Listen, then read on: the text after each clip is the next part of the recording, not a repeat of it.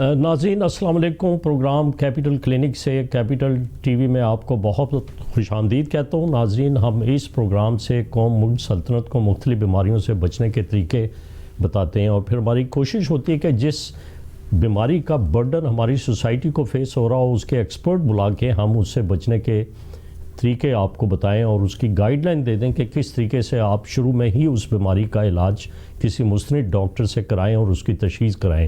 بیماری ناظرین کوئی بھی ہو, اگر آپ شروع میں ہی اس کو پکڑ لیں گے تو مکمل صحت یابی ہوتی ہے اور اس کا خرچہ بھی بہت کم سے کم آتا ہے. اور پھر ہم یہ بھی کوشش کرتے ہیں کہ آپ عطائیت کی طرف رجوع نہ کریں, کیونکہ عطائیت سے آپ کا مرض جو ہے وہ پیچیدہ ہو جائے گا اور بری سٹیج پہ پہنچ جائے گا جو کہ قابو میں نہیں آئے گا. تو آج میں اپنے پروگرام سے ڈسکس کروں گا دوبارہ کووڈ-19 نمونیا کے بارے میں اور وائرس کے بارے میں, اور اس کے لیے میں نے اپنے اسٹوڈیو میں جو پینلسٹ اس ڈبیٹ کو ڈسکس کرنے کے لیے بلائے ہیں اس میں میرے مہمان پروفیسر وحید الزمان میرے ساتھ ہیں, جو کہ ایک پاکستان کے اور بین الاقوامی شہرت یافتہ وائرولوجسٹ ہیں.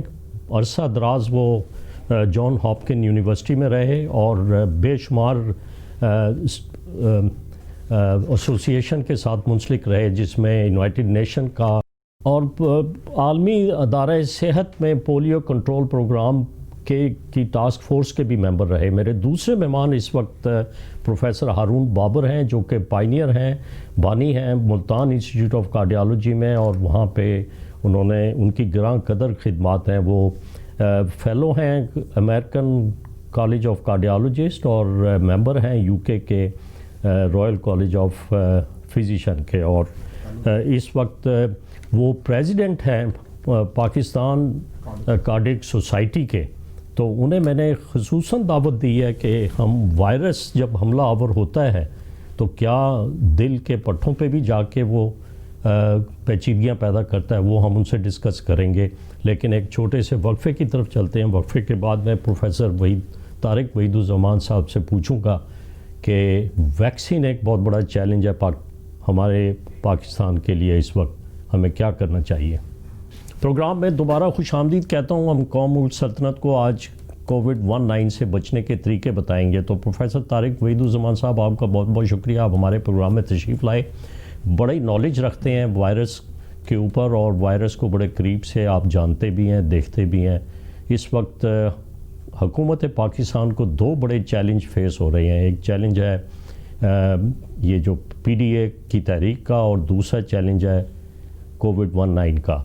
بہت سارے شہریوں کو آگاہی ہے کہ اگر وہ اجتماع میں نہ جائیں, جلسے جلوسوں میں نہ شرکت کریں اور ماسک کا استعمال کریں, ہاتھوں کی صفائی کا خیال رکھیں, کھانستے ہوئے کسی شخص کے قریب نہ جائیں اور سوشل ڈسٹینسنگ رکھیں, تو وہ کووڈ-19 وائرس کو اپنے پھیپھڑوں میں جانے سے بچا سکتے ہیں. آپ کیا کہہ سکتے ہیں کہ ویکسین پہ آج جو یہ چیلنج فیس ہو رہا ہے, کچھ ویکسینز بڑے ممالک میں, ترقی یافتہ ممالک میں عوام میں لگنی بھی شروع ہو گئی ہیں, اور مجھے اتنا پتہ ہے کہ آپ نے بھی کوئی MOU سائن کیا ہے, وہ دوسری ویکسینز ہیں, کووڈ-19 کی ویکسین نہیں ہے.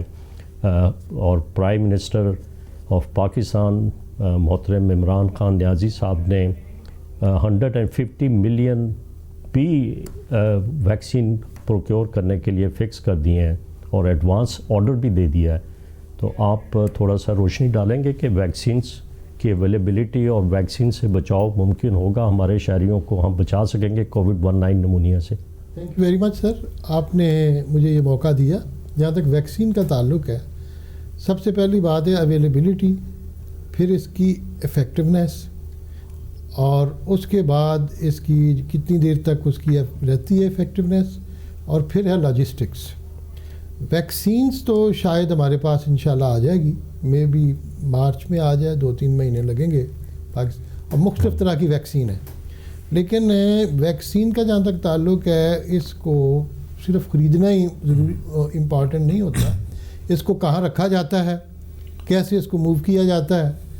کئی ویکسینز ہیں جو -80 یا -30 ڈگری ٹیمپریچر کے اوپر رکھی جا سکتی ہیں اور وہاں سے لے جائی جا سکتی ہیں.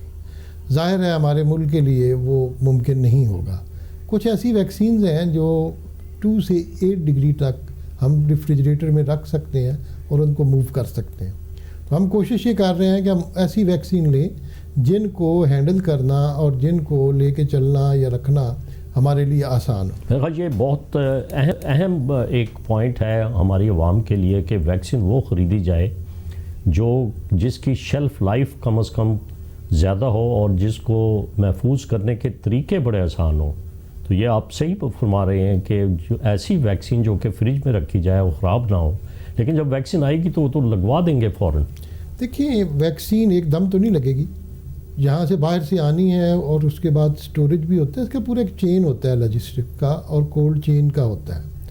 اگلی جو بات آپ نے فرمائی ہے وہ ہے افورڈیبلٹی کی. ویکسین جو ہیں اب ان کی مختلف قیمتیں مارکیٹ میں آ رہی ہیں، 20 25 30 ڈالر تک بھی ہیں، اور ہم کوشش کر رہے ہیں کہ ہم ایسی ویکسین بھی خریدیں جو اچھی ہوں لیکن ان کی قیمت جو ہے وہ عوام کے لیے افورڈیبل ہو اور عوام اس کو اس کی حیثیت کے مطابق اس کی قیمت ہو. یہ بھی ہم اس پہ کوشش کر رہے ہیں. جہاں تک ویکسین کا تعلق ہے، ہمیشہ جب کسی وائرس کو کنٹرول کیا جاتا ہے تو اس کو ہم کمپلیمنٹری کہتے ہیں. کمپلیمنٹری کا مطلب یہ ہوتا ہے کہ یہ اضافی فائدہ ہے. اصل فائدہ جو ہے وہ روک تھام کا، ہاتھ دھونا، ڈسٹینس رکھنا، جیسے ڈاکٹر صاحب نے فرمایا ہے، اس میں تو کوئی دوسری رائے نہیں ہے. اور یہ بڑے بڑے اجتماعات، بے شک جنازے کے ہوں، بے شک کسی بہت بڑے جلسوں کے ہوں یا کوئی بھی ہوں، میں یہ نہیں کہہ سکتا کہ، لیکن یہ ہمارے لیے بہت خطرناک ہیں، ان سے بچنا اس وقت بہت ضروری ہے. جہاں تک ویکسین کا تعلق ہے، امید کی جاتی ہے کہ جو لگائے گا 2 ڈوزز ہوں گی کم از کم ایک مہینے کے وقفے سے، ایک تو پہلی لگے گی پھر دوسری لگے گی، اور اس کے بعد اس کے اثرات کتنی دیر رہتے ہیں یہ کہنا ابھی قبل از وقت ہے.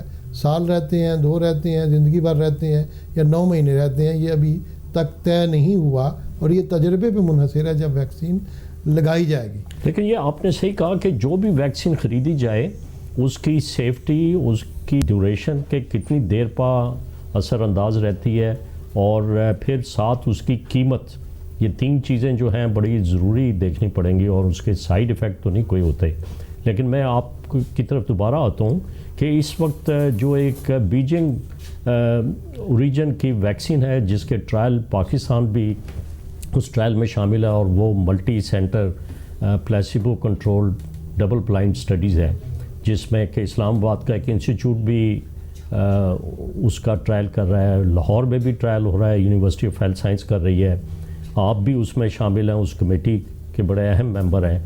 اس میں ویکسین بنانے کے جو 3 مختلف طریقے ہیں، ایک تو ہے کہ وہ اس وائرس کو کل کر دیتے ہیں، اور دوسرا ہے کہ جینیٹک کوڈنگ کر کے ویکسین تیار کی جاتی ہے. تو آپ نے بتایا کہ ایک ویکسین ایسی ہے جس کو بہت ہی کم سے کم ٹیمپریچر میں سٹور کرنا پڑے گا. دیکھیے جہاں تک آپ نے فرمایا ویکسین کی بہت ساری اقسام ہیں اور کئی قسم کی ویکسین آ رہی ہے. RNA ویکسین بھی آ رہی ہے، پھر لائیو بھی آ رہی ہے جس میں وائرس کو ملایا گیا دوسرے وائرس کے ساتھ، اس کے جینز کو ایڈینو وائرس کے ساتھ. اور تیسری چیز یہ سب کمپوننٹ ویکسین ہے. سب کمپوننٹ ویکسین کا مطلب یہ ہوتا ہے کہ وائرس کو توڑنے کے بعد اس پروٹین کو صاف کر کے اکٹھا کر لیا جائے جو افیکٹو ہے ویکسین میں. اسپائک پروٹین ہے جس طریقے سے، اگر اس طرح کی پروٹین ہو تو اس کو 2 سے 8 ڈگری ٹیمپریچر پہ عام فریج میں آپ رکھ بھی سکتے ہیں اور آپ موو بھی کر سکتے ہیں. اور اب ان ساری مختلف اقسام میں سے ہمارے ملک کے لیے کون سی افیکٹو ہے، اس میں بہت ساری وجہ، میں نے جیسے کہا کہ لاجسٹکس بھی ہے اور افورڈیبلٹی بھی ہے. یہ 2 چیزیں اپنے ذہن میں رکھیں. اور اس کے بعد یہ کس کو لگانی ہے، کیا سب سے پہلے ہیلتھ کیئر ورکرز کو لگانی ہے، بزرگوں کو لگانی ہے، یا ان لوگوں کو جو ایسی امراض میں مبتلا ہیں جس امراض میں کووڈ کے اثرات جو ہیں وہ زیادہ خطرناک ہوتے ہیں. تو شروع میں تو ظاہر ہے ان پہ ٹارگٹ کیا جائے گا، اور اس کے بعد عوام جو ہیں، جہاں تک نارمل لوگ ہیں، ان کی باری کب آتی ہے. اس میں میرا نہیں خیال کہ کوئی بھی گورنمنٹ دنیا کی کوئی بھی وہ افورڈ کر سکے کہ سب کو لگا سکے. اس بالآخر عوام کو اپنی جیب سے لگانا پڑے گی. جہاں تک جیب سے لگانے کا تعلق ہے، لوگ کیا روٹی کھائیں یا ویکسین لگائیں، کیا کس حد تک افورڈ کر سکیں گے.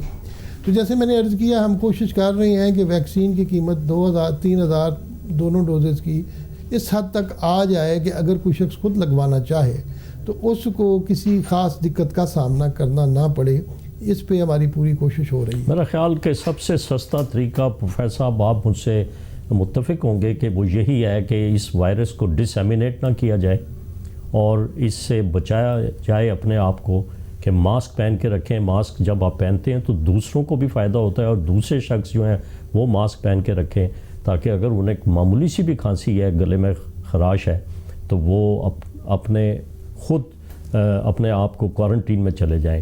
یا آپ نے بالکل صحیح فرمایا کہ ویکسین آنے کے بعد یہ بھی ہمیں ڈٹرمن کرنا ہوگا کہ کن شہریوں کو پرائرٹی پہ لگائی جائے۔ اگر دیکھا جائے تو 4.5 لاکھ کے قریب لوگ جو ہیں کرونا وائرس سے پاکستان میں انفیکٹ ہو گئے ہیں، تقریباً 8,500 جو ہیں وہ اپنی جان کی بازی ہار گئے ہیں، اور ابھی دیکھا جائے تو ایک دم حال ہی میں پچھلے ایک ہفتے میں کوئی 3,500 نئے کیسز سامنے آئے ہیں۔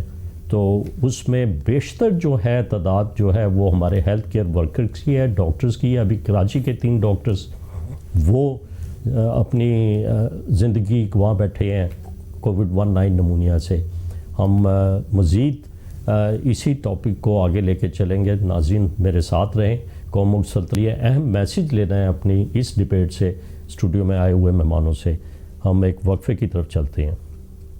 ناظرین، سائنسدان کافی حد تک اس کامیابی پہ پہنچ چکے ہیں کہ وہ کووڈ-19 کے اگینسٹ انہوں نے بڑی ایفیکٹو ویکسین پیدا کر لی ہے۔ فائزر کمپنی ایک جس نے کہ 95% اس کی ایفیکیسی ہے۔ پروفیسر وحید الزمان طارق مجھے بتا رہے ہیں کہ ویکسین کے تھوڑے سے سائیڈ ایفیکٹ بھی ہوتے ہیں، لیکن ہمیں پرائرٹائز کرنا پڑے گا کہ کن اشخاص کو، کن شہریوں کو لگائیں۔ ان میں ایک ایسے بھی شخص ہوں گے جو عمر رسیدہ ہوں گے، یا ہیلتھ کیئر ورکر ہوں گے، یا ذیابطیس کا شکار ہوں گے، اور ہارٹ پیشنٹ جو ہیں انہیں یہ ویکسین پرائرٹی پہ لگانی پڑے گی۔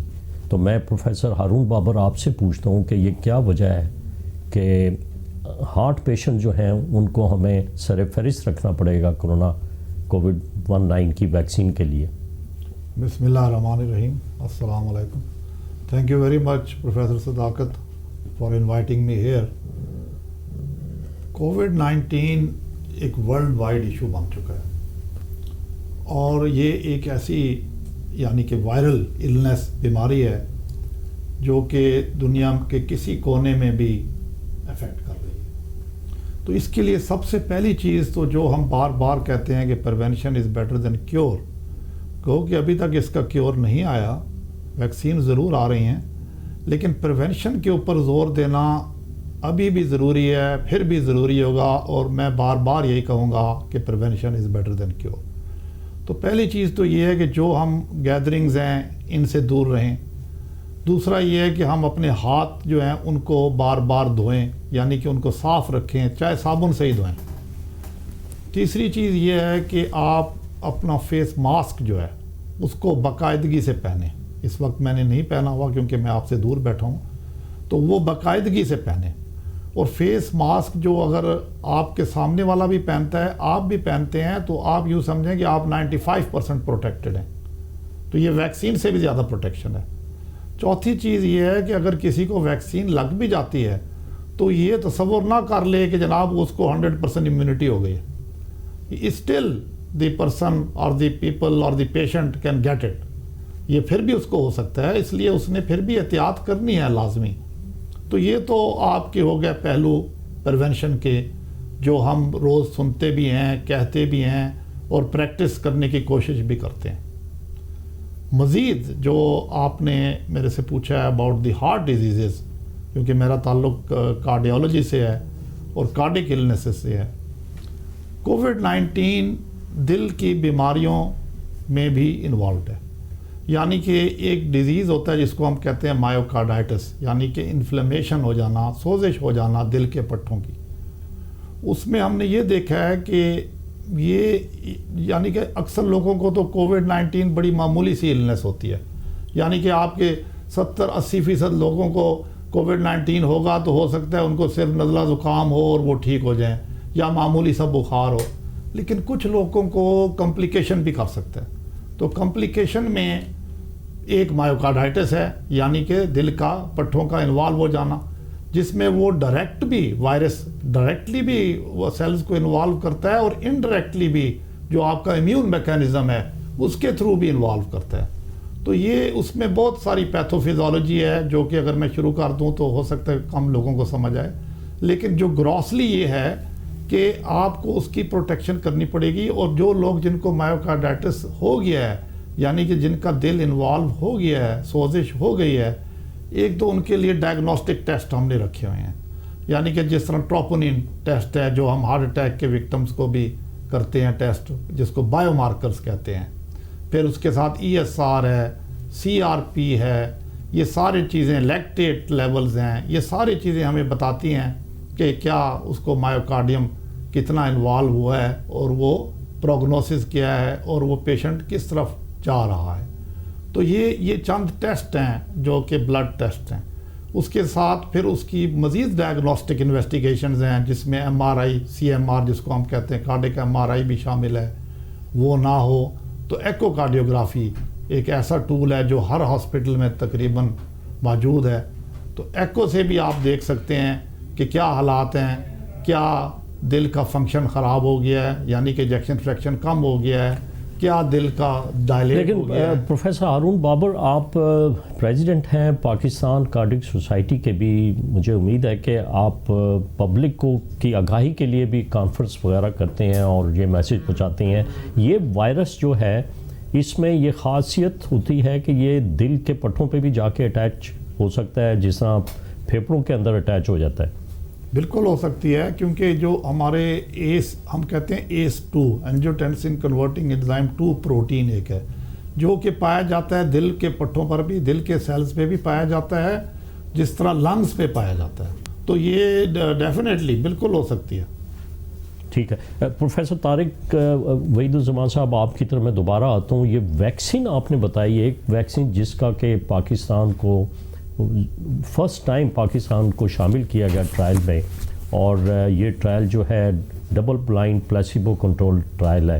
اس کے بارے میں کچھ عوام کو آگاہی دیں کہ بعض اوقات وہ غلط میسیج لے جاتے ہیں کہ انہوں نے ویکسین لگوا لی اور جتنی احتیاطی تدابیر ہیں اس کو اپنانے سے گریز کرتے ہیں. یہ اپنی بڑی اچھی بات کی ہے. سب سے پہلی بات تو یہ ہے کہ ٹرائل ہوتا ہے اور ویکسین کمپین جو ہوتی ہے وہ ویکسین کمپین ہوتی ہے. تو ٹرائل ویکسین کو جاری کرنے سے پہلے کیا جاتا ہے جس میں 50% لوگوں کو ویکسین دی جاتی ہے اور آدھے لوگوں کو آپ پلیسیبو دیتے ہیں, یعنی جس میں کوئی ویکسین شامل نہیں ہوتی. اب مسئلہ یہ ہوتا ہے کہ جن کو آپ نے ویکسین نہیں دی ان کو اس کا کوئی فائدہ نہیں ہوا, اور جن کو دی ہے اگر ویکسین 80% یا 90% افیکٹو ہے تو اس میں سے آپ سمجھ لیجئے کہ 30-40% کے قریب لوگ جو ہیں شاید ان کو فائدہ پہنچے. اور یہ جو کمپین چلائی گئی ٹرائل کے ساتھ کہا گیا کہ شاید یہ ویکسین ہے, اور لوگوں کو اس سے بہت زیادہ غلط فہمی ہوئی ہے. لوگوں نے احتیاطی تدابیر بند کر دی ہیں اور انہوں نے سمجھا جی اب ہم نے ویکسین لگائی اب یہ سب کچھ ہو جائے گا.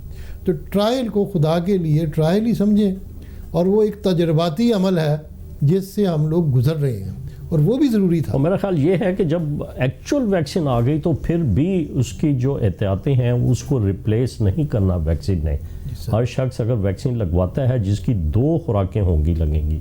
اور کیا آپ قیمت سسپیکٹ کرتے ہیں کہ ہماری پاکستان میں کیا قیمت ہوگی, کیونکہ جو بیرونی ہماری امریکہ اور برطانیہ جرمنی کی جو کمپنیاں ہیں وہ تو منافع خوری کے چکر میں پڑ گئی ہیں, ویکسین کے آتے ساتھ ہی انہوں نے قیمت بڑھانی شروع کر دی ہے. یہ بھی ایک بہت بڑا برڈن ہوگا پاکستان کے اوپر. دیکھیں بات یہ ہے کہ جب ویکسین ڈیولپ کرتے ہیں تو لازمی اس کی تحقیقات پہ جو خرچہ آتا ہے وہ انہوں نے نکالنا ہوتا ہے ویکسین سے, اور پھر میں مڈل مین اور منافع خور بھی آ جاتے ہیں. تو اس سلسلے میں جیسے کہ میں نے عرض کیا ہے کہ جس طرح آپ نے پہلی ویکسین کا ذکر کیا, میں نام نہیں لیتا, وہ تقریباً